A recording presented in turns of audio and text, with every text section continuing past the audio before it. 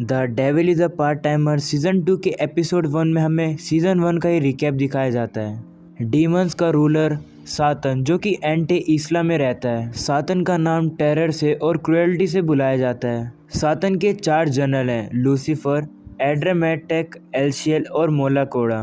सातन human world पे कब्जा करके सभी नाइट क्रिएचर के लिए एक पीसफुल लैंड बनाना चाहता है, लेकिन डेविल किंग के इस काम को रोकने के लिए एक हीरो जिसका नाम एमिलिया होता है वो डेविल के कैसल में आ जाती है अपनी स्वॉर्ड को लेकर। डेविल किंग, सातन और एमिलिया के बीच में लड़ाई शुरू हो जाती है जहां पर वो एक दूसरे से लड़ने लगते हैं। हीरो एमिलिया डेविल किंग सातन के ऊपर भारी पड़ती है, इसलिए डेविल किंग एक गेट को ओपन करता है और जाने से पहले उनको कहता है कि एक दिन वो रिटर्न करेगा और उस गेट के अंदर से चला जाता है। लेकिन एमिलिया हीरो उसके पीछे पीछे जाती है और गेट हो जाता है बंद। एंटे ईस्ला में से सातन और एमिलिया गायब होने के बाद वहाँ के 5 कॉन्टिनेंट ने एक काफ़ी बड़ा ऑपरेशन चलाया, जिसमें कि उन सभी लोगों ने सातन की बची कुची आर्मी को भी सेंट्रल कॉन्टिनेंट से ख़त्म कर दिया। अगले सीन में हमें दिखाया जाता है एक लड़की जो कि डेविल के कैसल में आ जाती है और एक बालकनी में आके एक पेड़ को देखने लगती है।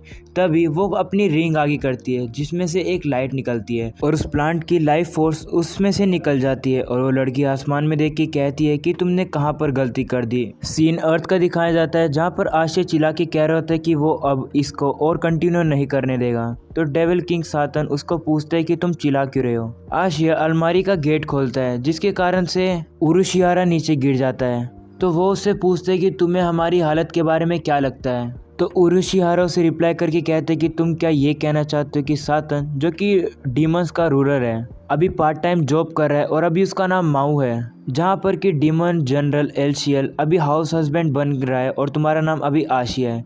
तो आशियस को कहते हैं कि नहीं, मैं ये जानना चाहता हूँ कि तुम डीमन जनरल लूसीफर होके तुम एक नीट कैसे बन गए हो और घर के सारे पैसे कैसे ख़त्म कर रहे हो। तो माओ आशिया को रुकने को कहता है और कहता है कि पहले से काफ़ी गर्मी हो रखी है, तुम्हें और लड़ाई करने की ज़रूरत नहीं है। तो उरुशिहारा आशिया से कहते हैं कि तुम मेरे ऊपर चिल्ला रहे हो, इससे अच्छा तुम इस फ़ैन का कुछ क्यों नहीं करते हो जो कि इतना पुराना हो चुका है। तो आशिया से कहते हैं कि तुम्हें बोलने की कुछ भी ज़रूरत नहीं है, तुम्हारी वजह से ही हमारे घर का बैलेंस बिगड़ा हुआ है क्योंकि तुम ही बेकार की चीज़ें खरीदते रहते हो।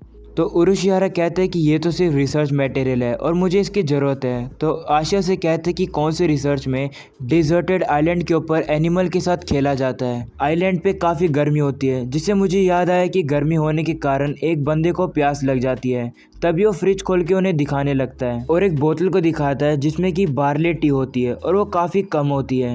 आशिया कहते हैं कि हमारे पास सिर्फ इतनी ही चाय बची है, लास्ट टाइम इसको किसने पिया था। तो माओ कहते हैं कि मैंने तो लास्ट टाइम पे इसको नहीं पिया था। तो आशिया कहते हैं मुझे ये बात पता है और इसको खाली की है उरुशिहारा ने, और उससे कहने लगता है कि तुमने वापस से चाय को क्यों नहीं भरा। इस बोतल को खाली करने के बाद तुम्हें सिर्फ टैप वाटर भरने के बाद सिर्फ एक पैकेट को डालना था और चाय तैयार हो जाती है। तब माओ खड़ा होता है और कहते हैं कि अब टाइम हो गया, मुझे अपने काम पे जाना होगा।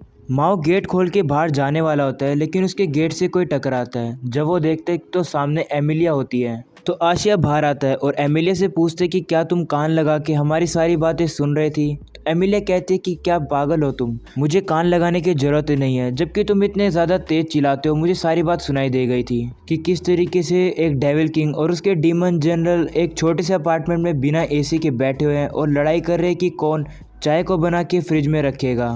तो माओ गुस्सा होकर उससे पूछते कि क्या तुम हमारी गरीबी के बारे में मजाक उड़ाने आए हो, जहाँ पर कि तुम पूरे दिन एसी में बैठे रहते हो, चाहे वो तुम्हारा काम हो या फिर तुम्हारा घर हो।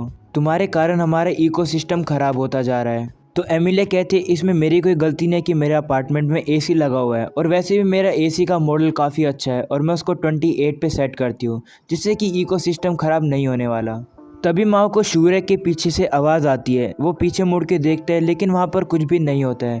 तो एमिलिया से पूछती है कि क्या हुआ, जिस पे कि माओ कहते हैं कुछ भी नहीं और मेरे पास इको डिस्ट्रॉय करने वाले हीरो के लिए टाइम नहीं है, और वहाँ से चले जाता है अपनी जॉब करने के लिए। तब आशिया अंदर आता है और कहता है कि हमें माओ को बर्डन नहीं देना चाहिए कि वो किस तरीके से हमारे लिए पैसे कमाता रहता है और इसीलिए मुझे काम करना होगा और जॉब करनी होगी। तब उरुशियारा से कहते हैं कि जाओ जॉब ढूंढने। तब आशिया कहते हैं अगर मैं जॉब करूँगा तो घर को संभालने वाला कोई भी नहीं होगा और इसलिए अब से तुम घर को संभालोगे, और कहते हैं कि आज मैं तुम्हें सारे घर को संभालने की चीज़ें सिखा दूंगा। माओ जॉब करने के लिए मैकडोनल्ड पे आ जाता है। जहाँ पर ची उसे गुड मॉर्निंग कहती है। तो माओ कहते हैं कि इसका मतलब हम लोग अब सेम शिफ्ट पे हैं आज। ची माओ को पूछते है क्या तुम अब न्यू साइकिल लेकर आए हो आज। तो माओ बताता है ये हमेशा से मैं साइकिल चाहता था, इसका नाम है दुल्हन 2। तो ची उसको पूछती है क्या ये ज़्यादा महंगी नहीं थी। तो वो बताता है कि सुजानो ने मेरे लिए खरीदी है, उसी की गलती के कारण मेरी पहली वाली साइकिल मर गई थी, लेकिन अब ये वाली साइकिल ने पहली वाली साइकिल की सोल ले ली है जिसने कि अपने मास्टर की जान बचाई थी। और ची को उसका रिफ्लेक्टर दिखाता है।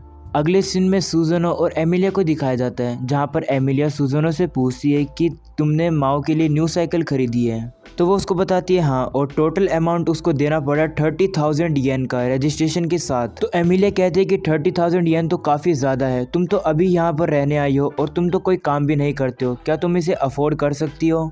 तो सुजानो से बताती है कि एंटी एसला के चर्च में से वो थोड़ा सामान लेकर आई थी जो कि उसने मुगियो में बेच दिया, जिससे कि उसे काफ़ी पैसे मिल गए। तभी एमिलिया को ऊपर से आवाज़ आती है। तो सुजानो से पूछती है कि क्या हुआ। तो एमिलिया बताती है कि मुझे लगा कि कोई हमें देख रहा था, और बताती है कि थोड़ी देर पहले माओ को भी ऐसा ही लगा था। क्या ऐसा हो सकता है कि हेवन में से एक और असैसिन आ गया हो। तो सुजानो बताती है कि मुझे शक है, क्योंकि इस टाइम पे तो एरकिन गर्ल सीरियल शांत है। अगले सीन में हम लोग मैकडोनल्ड्स का सीन देखते हैं, जहाँ पर कि एसएफसी का ओनर अजीब हरकतें कर रहा होता है और कहता है कि हमारी इंडस्ट्री रोमियो और जूलियट की प्यार की तरह है। तो मैनेजर माओ को मित्सुकी को संभालने को कहती है। मित्सुकी ऑर्डर में 10 लार्ज बिग मैग मील्स मांगता है और ऑर्डर लेके वहाँ से चला जाता है। ची माओ को कहती है कि मित्सुकी का वेट तो काफ़ी बढ़ चुका है, जिसपे कि माओ कहते हैं कि यही तो होगा अगर तुम इतने ज़्यादा मील एक दिन में खाओ तो। तब दुकान पे एक बच्चा अपनी दादी को लेके आ जाता है। वो बच्चा मेन्यू पढ़ नहीं पा रहा होता है, इसलिए माओ उसे किड मेन्यू दे देता है और उन दोनों कस्टमर को देखने के बाद अजीब बिहेव करता है, जिसको ची भी देख लेती है। वहीं माओ सुबह की बात को याद कर रहा होता है। ची माओ के पास आके पूछती है कि क्या कुछ गलत है। माओ उसे सुबह की बात बताने वाला होता है, लेकिन रुक जाता है और कहता है कि मुझे ये बात यहाँ डिस्कस नहीं करनी चाहिए। वहीं घर पर आशिया उरुशिहारा को कपड़े धोने सिखा रहा होता है। तो उरुशिहारा कहता है कि अभी के समय पर तो ऑटोमेटिक मशीन यूज़ होती है, तो हम लोग सेमी ऑटोमेटिक मशीन का यूज़ क्यों कर रहे हैं। तो आशिया उरुशिहारा को काफ़ी सारे सेमी ऑटोमेटिक मशीन के एडवांटेज बताने लगता है। काफ़ी सारे एडवांटेज सुनने के बाद उरुशिहारा बोर हो जाता है, जिसपे वो कहता है कि मैं समझ गया, और उसको पूछते हैं कि इस मशीन को कैसे यूज़ करते हैं। तो आशिया उसको समझाने लगता है इस मशीन को कैसे यूज़ करते हैं। उरुशिहारा कहते हैं कि इस शर्ट को लगता है मुझे बैग में रखना है। तो आशिया कहते हैं कि नहीं, पहले इसके तुम्हें बटन खोलने होंगे। तो उरुशिहारा कहते हैं कि इसमें गलती क्या है, इसमें डिफरेंस ही क्या है, बताओ मुझे। आशिया और उरुशिहारा की बातों को एमिलिया और सुजानो सुन रहे होते हैं। तो एमिलिया सुजानो से पूछती क्या तुम्हें इनकी बोरिंग कन्वर्सेशन हमेशा सुननी पड़ती है, जिसपे कि सुजानो कहती है कि हाँ, ये तो डेली का है। अगले सीन में उरुशिहारा को आशिया कपड़े की तय करना सिखा रहा होता है, लेकिन उरुशिहारा का ध्यान पीछे होता है। तो वो आशिया को बताते हैं कि उसने अभी किसी की प्रेजेंस को सेंस किया है। तभी उन दोनों को अलमारी के पीछे से आवाज आने लगती है। तो उरुशिहारा आशिया को बताता है कि शायद ये ब्लैटिला गैरमैनी का है। तो आशिया कहता है ये इम्पॉसिबल है, क्योंकि उसने पर्सनली घर को डिफेंड कर रखा है और किसी का ऐसी तरीके से इन्वेड करना इम्पॉसिबल है। मुझे पता है तुमसे बातें बना रहे हो ताकि तुम्हें कोई भी काम ना करना पड़े। अभी मुझे जाना होगा लाइब्रेरी में और उसके बाद मुझे सुपर मार्केट में जाना है, और तब तक जब तक मैं वापस आऊँ तब तक के लिए तुम सारी लॉन्ड्री का सामान लेना और सारे घर की सफाई कर देना। अगले सीन में मैनेजर माओ को घर जाने के लिए कहती है। माओ ब्रेक रूम में बैठा होता है। ची उसके पास आके उसको पूछती है क्या वो आज बिजी है। तो माओ उसको बताता है कि नहीं, उसके पास आज कोई भी प्लान नहीं है। तो ची कहती है कि अगर ऐसा है तो क्या मैं तुम्हारे अपार्टमेंट आज विजिट कर सकती हूँ, क्योंकि मुझे ये आज मिस सुजानो को दिखाने हैं। तो माओ कहते हैं कि हाँ, मैं तो भूल गया कि बोन फेस्टिवल काफ़ी जल्दी आने वाला है। ये फ्लैग स्टेक है जो कि तुम्हें जलाने होते हैं अपने एंसेस्टर को गाइड करने के लिए, है ना। तो ची हैरान हो जाती है और उसको पूछती है क्या तुम्हें ये सच्ची में पता है इसके बारे में। तो माओ बताता है कि तुम्हारे वर्ल्ड में मैं इसी टाइम पर पिछली साल आया था और उस टाइम पे हम लोग काफ़ी ज़्यादा मैजिक और रिचुअल के बारे में रिसर्च कर रहे थे, तो मुझे इनके बारे में पता है। तो ची कहती है कि सुजानो से मैंने प्रॉमिस किया था कि उन्हें ये चीज़ कभी देखी नहीं है, तो मैं उन्हें ये चीज़ दिखाऊंगी। तो माओ खड़ा होता है और कहता है कि ये बेस्ट होगा कि आज तुम ना आओ। तो तब माओ आसमान के काले बादलों को देखते हुए कहता है कि मुझे आज बैड फीलिंग आ रही है। सीन वापस से घर का दिखाया जाता है, जहाँ पर उरुशिहारा वैक्यूम कर रहा होता है, लेकिन वैक्यूम क्लीनर काम नहीं कर रहा होता है। तभी उसे बुक शेल्फ के पीछे से आवाज़ आती है। वो कहता है कि मुझे पता था, लेकिन इतने में कोई उसके ऊपर अटैक कर देता है। उरुशिहारा से डॉज करके कहता है कि ब्लैटिला गैरमैनिका ने अपने आप को दिखाई दिया फाइनली। ये सब शोर को एमिलिया और सुजनो भी सुन रहे होते हैं। उरुशियारा वैक्यूम के पाइप से ब्लैटिला गैरमैनिका से लड़ने लगता है। तब वो कहता है कि एक वैक्यूम की नोजल तो ब्लैटिला गैरमैनिका के लिए काफ़ी नहीं है, इस अपार्टमेंट में कोई भी यूज़फुल वेपन नहीं है ऐसी सिचुएशन के लिए। तभी उसे उसकी लोकेशन के बारे में पता चल जाता है, लेकिन जैसे वो अलमारी खोलने वाला होता है तभी बाहर बिजली कड़कती है और बारिश आनी शुरू हो जाती है और जितने उसने कपड़े बाहर सुखाए थे वो गीले हो जाते हैं। माओ और ची भी एक छत के नीचे खड़े होते हैं। माओ कहते हैं कि वो आज अपना अम्ब्रेला नहीं लाया है, तो ची कहती है कि ये तो सडनली बारिश आ गई है, ये जल्दी ही रुक जाएगी। तो माओ कहते हैं मुझे बारिश की चिंता नहीं है, मुझे अपनी चिंता मेरे अपार्टमेंट की है। तो ची कहती है कि क्या तुम मेरे साथ अम्ब्रेला शेयर करना चाहोगे।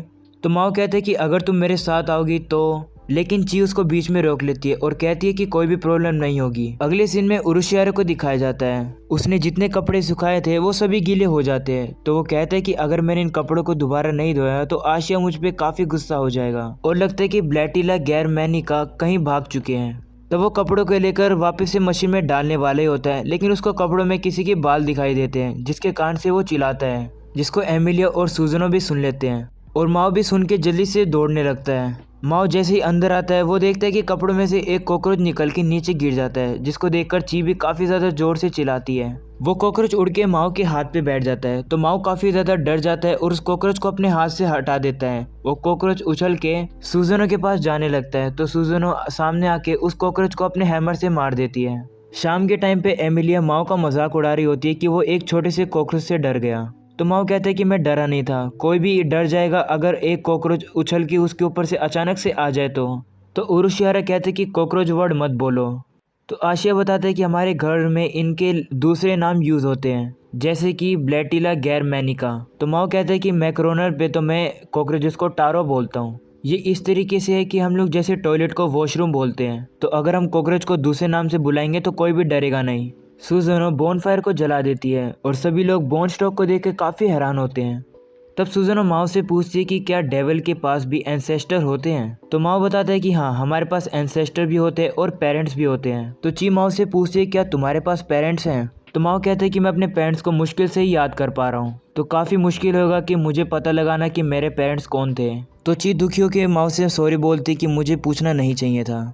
तभी आसमान में एक गेट खुलने लगता है, तो माओ सभी को कहते हैं कि किसी चीज़ को पकड़ लो, ये एक गेट है। तो माओ ची को पकड़ लेता है और उस गेट में से एक एप्पल निकल के नीचे गिर जाता है। तो माओ कहते हैं कि डीमन रेल्म में भी इतने बड़े एप्पल्स नहीं होते हैं। एमिलिया माओ से कहती है कि हमेशा अजीब चीज़ें क्यों होती है जब मैं तुम्हारे साथ होती हूँ। तो माओ कहता है कि तुम मुझे स्टॉक करती रहते हो इसीलिए। तो एमिलिया कहती है कि मैं तो सिर्फ आज यहाँ पर बेल को कुछ इन्फॉर्मेशन देने के लिए आई थी और मैं उसका पीछा करूँगी कि जिसने इतनी पुरानी टी शर्ट डाली हो। इस बात पे माओ को गुस्सा आ जाता है और एमिलिया को चुप होने के लिए कहता है और कहता है कि तुमने इतनी गर्मी में भी इतने अजीब कपड़े डाले हैं। और माओ भी उसके कपड़े का मजाक उड़ाने लगता है और उसको फ्लैट चेस्टेड बुलाता है। ये बात सुनने के बाद एमिलिया और भी ज़्यादा गुस्सा हो जाती है और अपनी सेक्रेट स्वॉर्ड निकाल के माओ के ऊपर अटैक करने वाली होती है। उसके बाद चियो को दिखाया जाता है जो कि पागल हो चुकी है क्योंकि माओ ने उसको हक कर लिया था इसीलिए। वहीं एमिलिया माओ के ऊपर अपनी तलवार से अटैक करने वाली होती है, लेकिन माओ उस एप्पल को अपने आगे कर लेता है अपनी जान बचाने के लिए और उस एप्पल में से दो हाथ निकलते हैं जो कि एमिलिया की सेक्रेट स्वॉर्ड को रोक देते हैं। तभी वो एप्पल हवा में उड़ने लगता है और वो एप्पल ग्लो करके एक लड़की में कन्वर्ट हो जाता है और वो लड़की वहीं पर ही सो जाती है। उस बच्ची को लेके वो अपने रूम में आ जाते हैं। एमिलिया वहाँ से भागने की कोशिश कर रही होती है, लेकिन माओ उसको रोक लेता है। वो बच्ची जाग जाती है और सभी को गुड मॉर्निंग बोलती है। तो आशिया बोलता है कि क्या तुम जापानीज़ बोल सकती हो। तो वो लड़की कहती है थोड़ी बहुत। तो माओ से पूछते है कि तुम कौन हो। तो वो अपना नाम बताती है एलिस रेमुस। एमिलिया एलिस से पूछती है कि तुम्हारे पापा और मम्मी कहाँ हैं। तो एलिस माओ की तरफ उंगली करके कहती है कि ये मेरे पापा हैं। ये सुन के ची रोने लगती है और कहती है कि क्या तुम्हारे पास वाइफ थी और बच्चे थे जब तुम डेविल हुआ करते थे।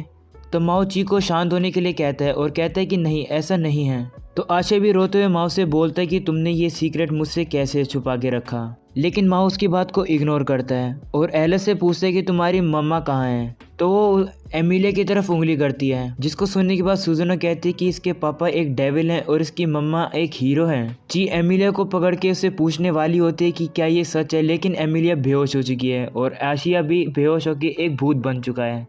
वहीं एलिस कैमरे की तरफ देखकर हंसने लगती है और एपिसोड 1 हो जाता है यहीं पर ख़त्म। और अगर आप लोग को पसंद है तो ज़रूर से लाइक करके जाना, चैनल पर न्यू हो तो ज़रूर से सब्सक्राइब करके जाना।